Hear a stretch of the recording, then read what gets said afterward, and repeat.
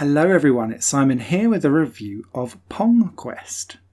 Pong Quest is Pong the RPG. It's available for PC right now, but it's also coming to consoles very soon. It's got a hefty single-player quest mode for you to deal with the RPG side of the game, but if you're looking for multiplayer fun, then 2 to 4 players can play locally and online. The game, if you've never played it before, is a proper arcade classic. You play as a paddle on one side of the screen and you'll basically push and bat the ball back and forth to try and score goals against your opponent by getting the ball past their paddle. First to 11 wins. Think tennis, think air hockey. Pong was the original kind of game that came out. And back in the late 90s, Atari went through a stage where they went through quite a lot of their old arcade classics and zhuzhed them up for the late 90s audience. Cartoony graphics, lots of character, which was previously not able to be done on these arcade classics, which were pure gameplay and nothing else. And they were a great collection of games. Breakout was fantastic. Glover was another one. There was about 4 or 5 of them, and they all done a lot to kind of move the genre forward again. And I feel like Pong Quest is doing that again in the modern 2020 age, but adding like an indie slant on, because this is a 2-man dev team. Pong Quest's main mode is Quest mode, where you'll dive into dungeons and you'll play Pong against a variety of opponents. Instead of going for first to 11 like the original, now you as a character, once you've customised your look, will be able to have HP, and every time you bat the ball back you lose 1 HP point or hit point. However, your opponent will be doing the same, and eventually when you get down to 0 or 1 HP you'll be exhausted, and you'll have like a little caution on the side and you'll basically move slower, and it makes you very easy to be beaten. However, you don't necessarily want to get yourself down to that state, because your HP carries across an entire floor of dungeons. And so as you move around from dungeon to dungeon, you'll be picking off opponent after opponent. So you'll want to dispatch people quickly. The way how you do that is to score goals, because that will remove, say, 5, 8, 10 HP. It depends on the character and how far you are in the game. The way how the gameplay is kind of twitched up, or quested up, I guess, for this, is by the ability to have about 50 odd different types of balls that you can equip as you go along. Some of them will be potion balls that will replenish some of your health. Some of them will be bouncy balls that will ricochet off of your bat very bombastically. There's also a ricochet ball which will just zigzag across the room. There's ones that leave mushroom behinds, the toad ball.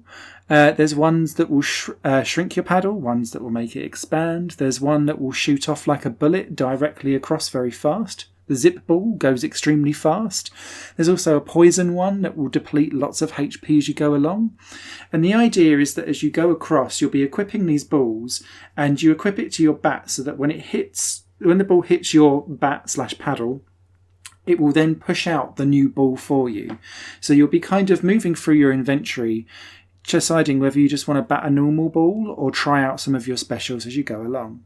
Special balls are handed out really, really frequently, and they'll come in batches of 3 and 4.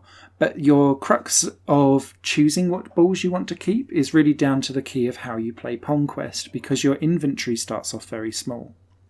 Your character will level up, and at the end of each battle you'll get some XP, which will level up your paddle or character over time, and then you'll get different choices to level up your character. It could be that you want more HP, especially if those battles are going a long time back and forth and you aren't able to score goals quickly. Or you can be more tactful or tactical and decide to open up your inventory, and that gives you another space to choose another selection of different types of balls to try and switch up your advantage and try different tactics to try and get around different opponents. Boss battles also are a real good highlight in this game as well, because they also take from different arcade classics that Atari have got. Obviously Centipede comes up as one of the bosses. So does Breakout itself. They're like the first 2 big bosses in the game. And it just continues to go from there. And I really, really like the fact that this game mines Atari's history, because there's plenty to play with. The game handles really well. The bat is very, very simple, and the way how it moves is exactly like Breakout in the PS1, where it's got like a little sassy quality to it, and it kind of bends a little bit as it shuffle walks around. It made me giggle anyway, and it really made me think of like my retro 90s life, which probably people from the 70s and 80s are like, don't even call that retro, Simon. But I don't care. It's retro to me. But it brought back that nostalgia of that era while still feeling very present and with an indie like slash to it as well, because it doesn't need all of the big graphical effects.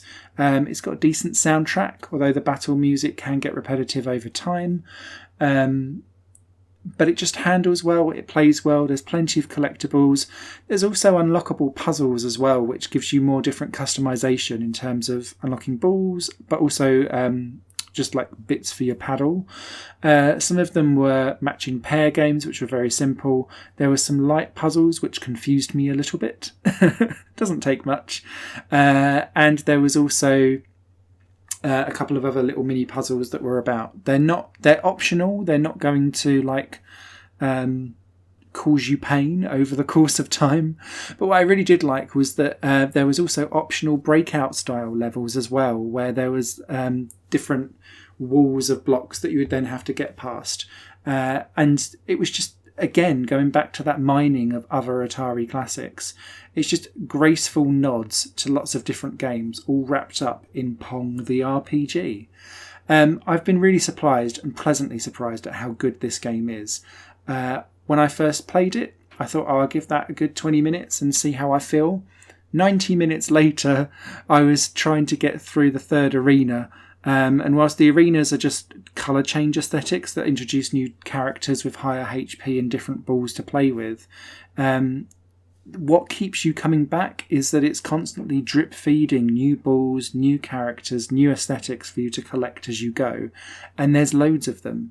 So it keeps you invested as you go. The story itself is silly and doesn't take itself seriously, but that kind of lends itself really well to the whole vibe of what Pong Quest has got going on. For the multiplayer options, local and online are covered. You've got the original Pong, and I really like the fact it goes back to monochrome. I was like, all I needed was twisty knobs to get back to the original vibe there, which is thankfully not an option. However, if you wanted to, you can then basically equip the balls that you've unlocked as you go along and bring them into the local multiplayer and online multiplayer modes. I wasn't able to test online multiplayer because my code was given to me pre-release, and thank you very much to the developers for doing so. So I wasn't able to test that, but local multiplayer, Pong is always a blast, and it will continue to be a blast. Right up there with the bold board game Hungry Hungry Hippos. Definitely showing my age now. Anyway, thoroughly recommended, delightful game, real sleeper hit I think will be throughout 2020, and let's hope this kickstarts an interesting venture for Atari to look at remining up other old classics into a new light that gives plenty of charm, character and replayability to these arcade classics. There will be a written review over on higherplanegames.com at a later date. I'm still currently key working at the moment, which makes my time quite limited. So thank you very much for your patience. Keep on gaming and stay safe. Bye bye. Higher Plane Games is part of the Higher Plane Network, a collection of media projects ran by me. If you like what you see and want to find out more, visit patreon.com/higherplane-network. Your support can make so much more possible, be that a like, a comment, a share, or a pledge. Thanks for watching.